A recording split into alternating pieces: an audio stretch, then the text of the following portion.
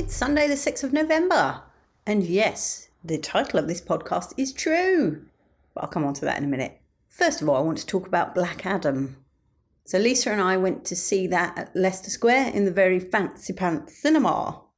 I think she was impressed. I think she enjoyed herself. Apart from the fact that we had to drink a bottle of Prosecco from what can just only be described as a specimen jar.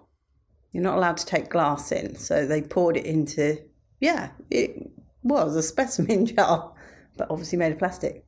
But Black Adam, so DC, they're a lot darker, aren't they, than Marvel? But it was just not realistic. So for example, he's pretty buff, isn't he, old Dwayne Johnson? And I'd imagine you only get like that by moving your body. And in this film, he basically spent the entire time levitating. Now, I don't do much walking either, and I haven't got a body like him. So I'd like to know his secret. More seriously, it was quite good. I enjoyed it. It's exactly what you expect.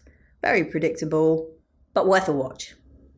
Now on to my claim to fame. Another claim to fame. Yes, indeed, Dave Chappelle gave me an asthma attack. So I've just come back actually from there, and I had a ticket right in the front row because obviously I'm incredibly rich. No, it's not that at all. It's basically because it was the only seat left that somebody with scoliosis would have a vague chance of actually seeing the stage. So I was in the front row and I did enjoy it. And I kind of knew, well, I've seen his stuff before on TV and I know that he smokes throughout. But I genuinely thought he wouldn't do that here on account of it's not actually legal. Obviously, I should have realised that when you're a superstar and you're from America, you can do whatever the hell you like.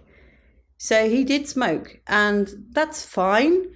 But he kept smoking, and by the end of it, I had to hold on. I very nearly got my inhaler out actually halfway through because I was really starting to feel like I was struggling to breathe. But I just thought, I can't do that. It would seem so rude, me being British. So I held on, but only just. Lot of smoke, and ash flicking about, and I get it's his shtick. What else can I say about him? Nothing actually. I think I'm glad I went. It was worth going, but I wouldn't go and see him again. He's not a Ricky Gervais.